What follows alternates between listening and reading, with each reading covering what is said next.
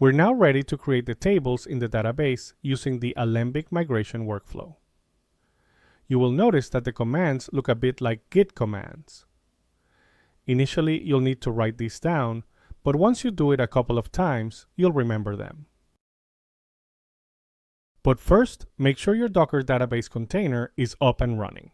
If it isn't, just type docker compose up.db. So now we're ready to create our first migration commit. Since everything runs in Docker, we run Alembic inside the web container.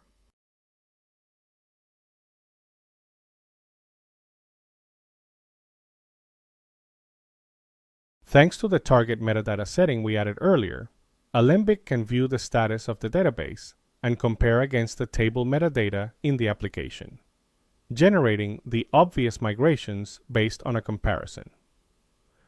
This is achieved using the autogenerate option to the Alembic revision command, which places so-called candidate migrations into our new migrations file. Check that a new file was created inside the migrations versions folder and take a look. The revision ID is a random hash, so yours will be different.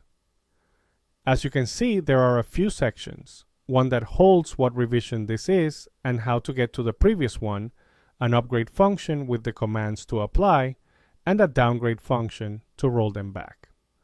Always take a look at the newest revision file so that you can spot any inconsistencies or issues.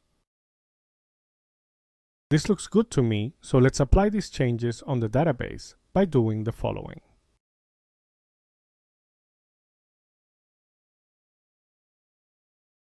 Great, it went smoothly, which means the tables were created.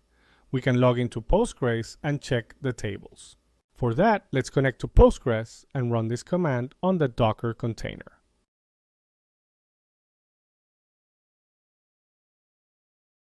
And from there, we can check that the tables were created by running this command. We can see the counter table was created, but notice there's an Alembic version table. This table holds the current migration version. That hash matches the revision value in the migration file we just generated. Exit the Postgres server with \q and we're ready to run our application. Let's bring up the whole stack.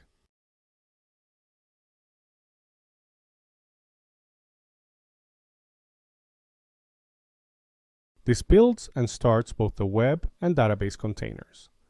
If you open the app in your browser, you will see the first number of our counter. Refreshing the page will increase the counter value.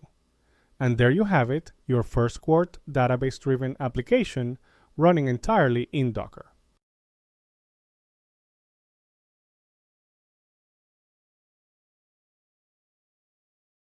One thing to keep in mind, if you add any packages to the application later, you'll need to rebuild the web container so they get installed in the image. That will rerun the Dockerfile script and install any new packages you have added.